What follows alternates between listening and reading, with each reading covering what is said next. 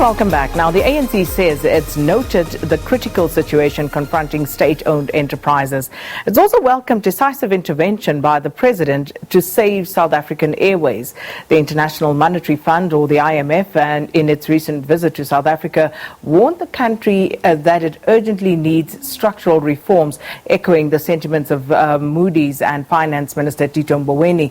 And with us right now is Enoch Godongwana, who's the ANC's head of economic transformation and the chair of the Development Bank of Southern Africa. Thanks so much for giving us your time this morning. Thank you very much. Mr. Godongwana, we're talking about a sluggish economy, we're talking about credit downgrades, we're talking about outages in our electricity supply, and the list is endless. Would you say the ANC's economic policy is working? My sense, and I've always been making this point, it's not a policy vacuum. What we're facing with is implementation. None of these issues are a protest, are a product of lack of policy. So the ANC's policy is intact and is very good. But how can you say the policy is good if it hasn't been implemented and therefore hasn't been tested? That's a function of individuals that you deploy to give effect to that policy. Let me just highlight, for instance, if you take the issue of the load shedding people are talking about, this issue is the kind of capacity that we have in the economy. Everybody knows that we've, the kind of capacity that we have is Eskom's old fleet. And if you look at the number of unemployment, the nature of the unplanned outages is about 12,000 megawatts, which is 25% of the total capacity, which is far above normal standards in the world. So it's got nothing to do with policy. But looking at Eskom, for an example, this is not new. I mean, these are issues that the ANC has deliberated upon even at their conferences. So what is going wrong? Let me just, I've just outlined the problem is in the nature of Eskom, is that we've got an old fleet, which is good, and a lot of outages every day. And I've said you've got 12,000 megawatts, which is 25% of capacity. And that's a problem. But now let's move forward. What government has taken, which I think the South Africans must embrace, is that let's move beyond tinkering with Eskom.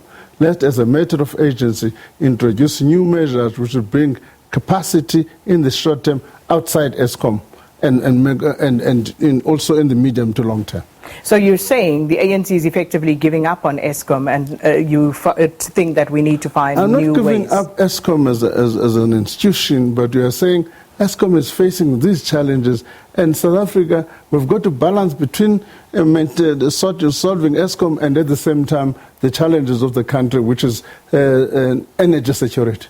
In other ways, separate the two. Separate the two. Let's increase, while sorting Eskom, let's begin to focus on energy security for the economy.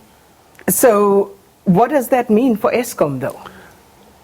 All it does mean is that Eskom will be part and parcel, if it can have develop the necessary balance sheet, will be part and parcel of the new capacity moving forward. My sense at the moment, they've got to sort of their own balance sheet, they've got huge debt, so we need somebody else who's got a proper balance sheet to develop the capacity, new capacity. And what happens to Eskom's balance sheet? Who's responsible for that? Government they've messed it. Something government never messed Eskom's balance sheet. Eskom messed its balance sheet. They must sort it out, and government is helping them to do that. But the South African economy cannot be held and ransomed by that process. We need to develop new capacity and ensure security, energy security for the economy, and grow this economy. So who has to take responsibility for this? Because there has to be accountability. It's one thing to say, you know what, Eskom is such a big mess, and then we've got to find an alternative solution. But someone has to be held accountable for the 450 billion rand that Eskom has racked up in terms of debt. Look, my sense, I agree with that. In the final instance, the ANC government must own up, because the people that were messed Eskom employed by us. To that extent, when you owe the public that particular apology, but We ourselves are going to make sure that people are held accountable, people who have messed up Eskom. And there's a lot of investigations that are taking place. There's a Zondo Commission, there's Alan. We've got to pull that information together and hold people accountable. But do we need to wait until the end of the Zondo Commission for accountability to occur? Because there have been other processes, inquests, that have gone into what's going on at Eskom. Let me just distinguish between a number of things. The people who were responsible for putting Eskom in this challenge are no longer employees of Eskom. That in itself is an accountability issue. Now people are beginning to grapple with that issue. That's one set of issues. The second set of issues, there may be criminal conduct associated with that. And that is an issue the prosecution authorities are dealing with. It would be incorrect in a democratic polity for the government to instruct the prosecuting authority who to arrest. And with regard to the ANC's policy position in this regard, where you talk about establishing a separate entity other than Eskom to deal with the countries... No. I'm not saying a sovereign. All I'm saying, let's continue with the process which is taking place. We've got independent power producers at the moment. All we're saying is that we've got to bring in individuals and companies that have got the capacity to develop. What does the ANC's policy say to that? What is the ANC's policy position the on this matter? policy, I mean, we've got independent power producers. Now, 250 billion rand has been invested in independent power producers. All we're saying, Mr. Mandash, is actually a continuation of that policy, just to expedite it. Are you not concerned that this will give credence to what some believe is that this is actually a segue to privatization of state-owned enterprises? I'm not concerned about that. The ANC policy is quite clear on these issues. We're not religious about privatization or nationalization. As stated as early as 1992, the ANC policy says whether to nationalize or privatize, we must not be guided by emotions, but we must be guided by the balance of evidence. In other words, we are an organization that is led by evidence. But what was the discussion in this latest NEC meeting with regard to this particular issue? In this latest NEC, we emphasize exactly that point, that the ANC policy is clear, never been amended since 1992. We must be guided by the balance of evidence. And that policy stands. It stands, but it is not for privatization. If any minister comes to us, let me just tell you this one, and say, here is the evidence in respect of this particular entity, where there's no option, the evidence suggests that we should privatize, we will. So how does that square then with the ANC's policy position on developmental state and how that is to be effected? And I want to quote from the resolutions from the last conference. The main purpose of SOEs is to operationalize the broad-based economic development plans of government. So if the ANC then decides to privatize and support that particular avenue, how does that square with what your resolution was? That would be a litmus test. Would that privatization be able to advance the developmental objectives or not? Let me just give you an example. If we're paying 5 billion rand every year to SAA, how does that advance the developmental objectives?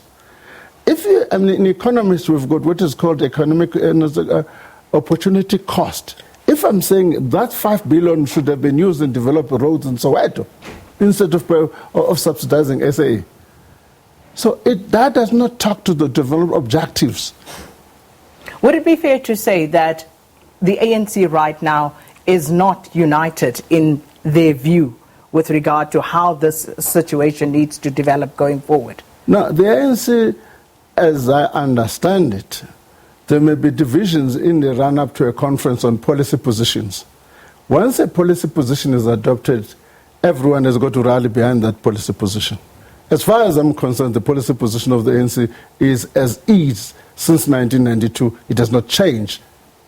So when we listen to the press briefing and the ANC says, one would imagine that the SG and the spokespeople, when they stand on that podium, they are representing the position, the views of the African National Congress. Of course they should. Which is what I'm saying. One would imagine that is the case. Yeah. And they say there is no privatization. And then you come here the following morning and you say, well, you know what, we're going to see what is best and we'll follow that train of thought. I'm telling you the policy position, which you can go and Google, is stated position of the ANC in Ready to Govern's document since 1992.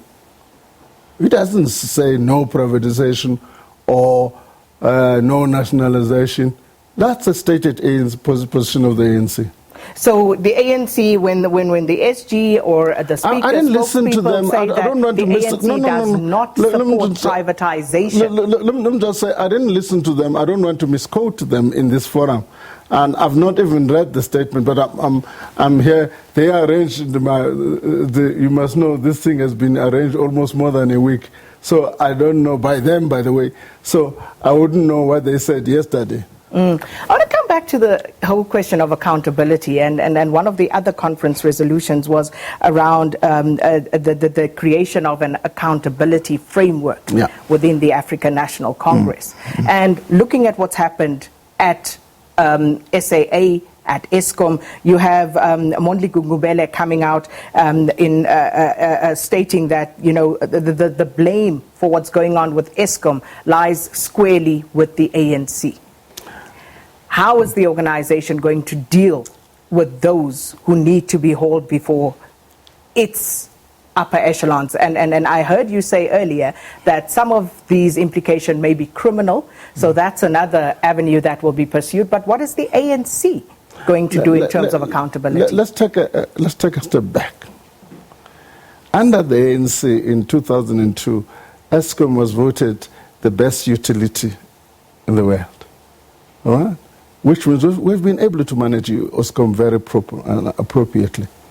A number of things have happened since 2002.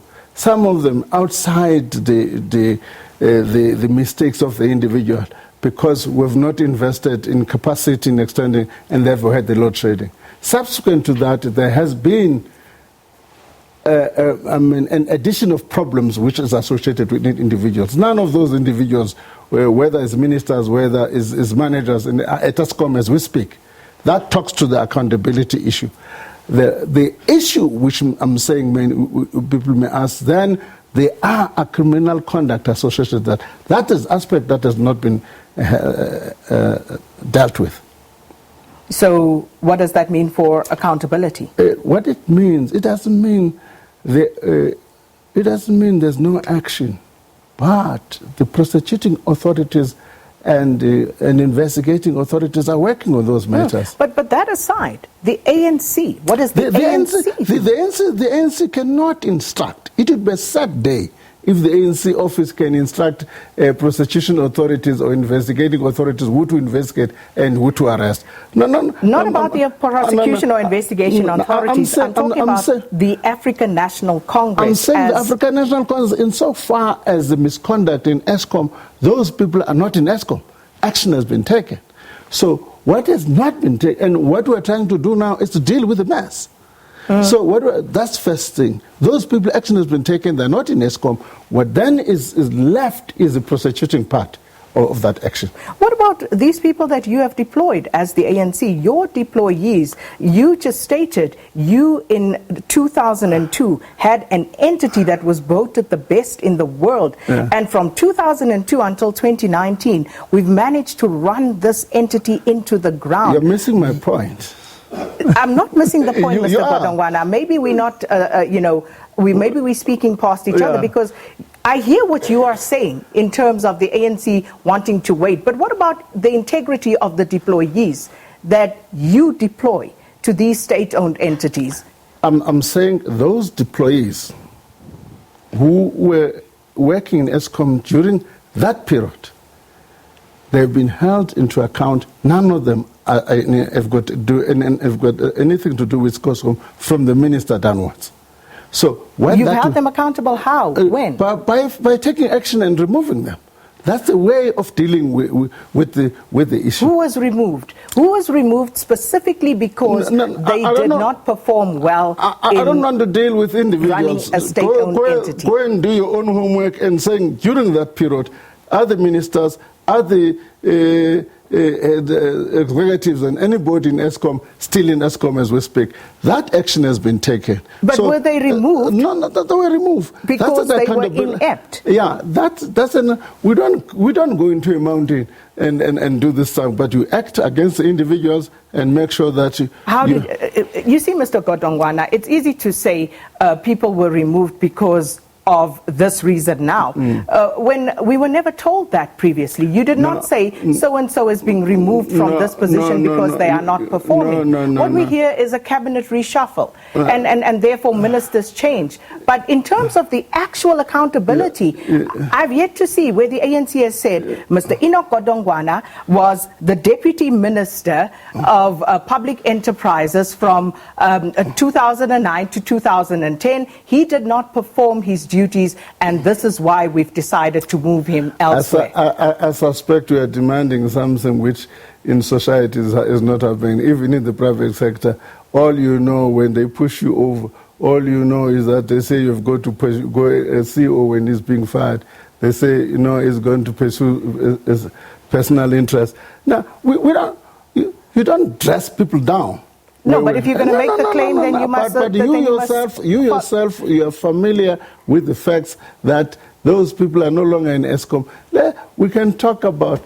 All we should be preoccupied about as South Africans now, and which I think people have got the capacity to do that, which Minister Mantashe has said, I don't know, as final issue, the Section 34, which brings in new capacity. That's what should preoccupy South Africans, that now there's an urgent action which is being taken to say we understand the problem and we can't be tinkering with Eskom.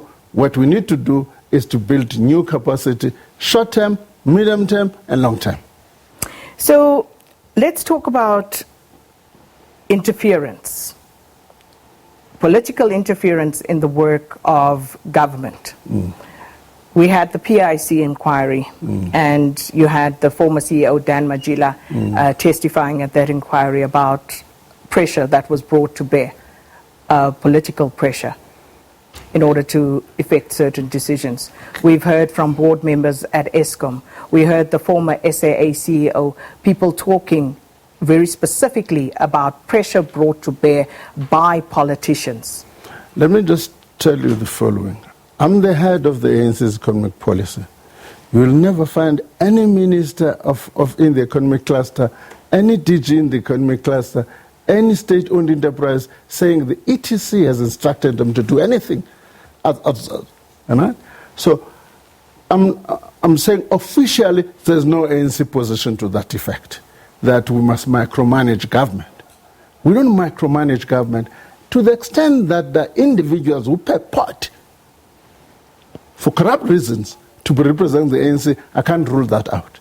And the Gupta issue is a case in point, and the evidence in in the Zondo Commission is a confirmation of that. But we are talking about the aberration of individuals. We're not talking about ANC conduct. So now you're separating the individuals from the African National Congress. When they act in a corrupt conduct, we have got to separate them from because they're acting in their personal capacity. They're not acting on behalf of the ANC.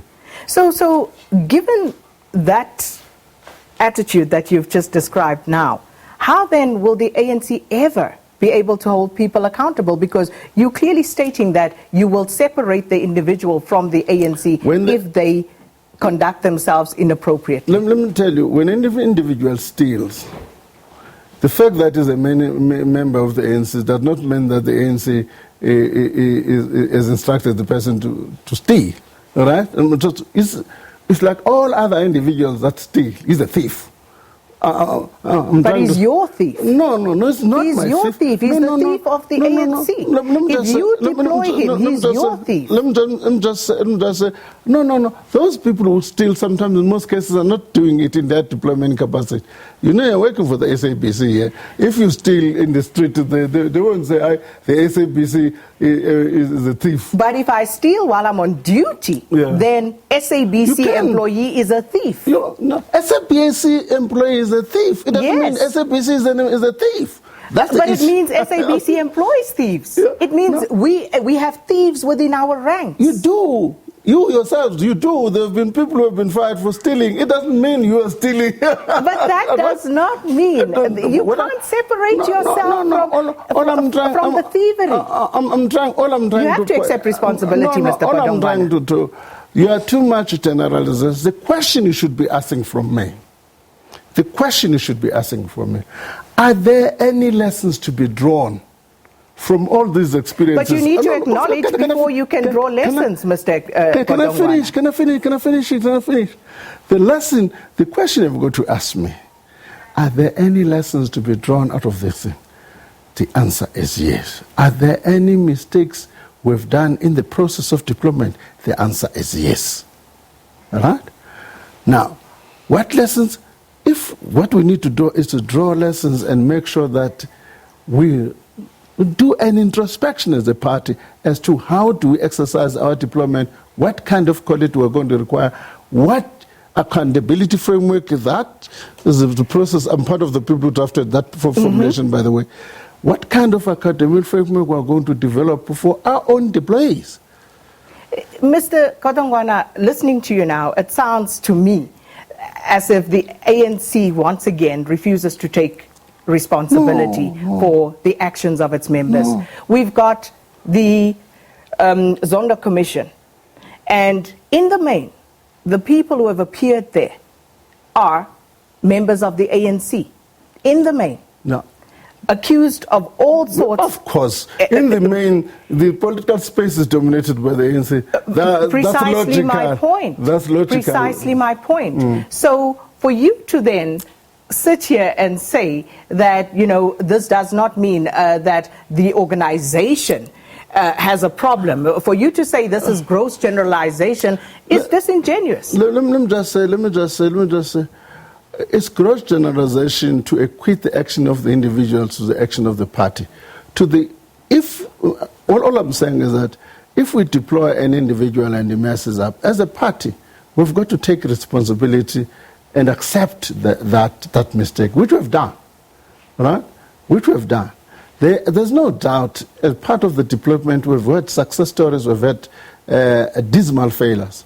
And we've got to say, how do we enhance in those instances where we've had successes? How do we avoid similar mistakes with dismal failures? That's an assessment we're going to do. By the way, before the Zondo Commission concludes the ANC will make its own official submission. Oh, okay. We await that with bated breath. Just with regard to the National Development Plan, is that still our roadmap? That's still the policy framework? And how are we faring in that regard? It's still our roadmap. The Department of Monitoring and Evaluation has done an analysis how are we faring in that roadmap. And clearly, we're not going to meet all our targets for 2030. In that regard, they are proposing a revision of the targets for 2030. Well, unfortunately, that's all the time we have. Thoroughly enjoyed it. Hope we'll speak again soon. I enjoyed it as well. Exactly. Mr. Enoch Godongwana, thanks so much for stopping by. And that brings us up to news time with Leanne.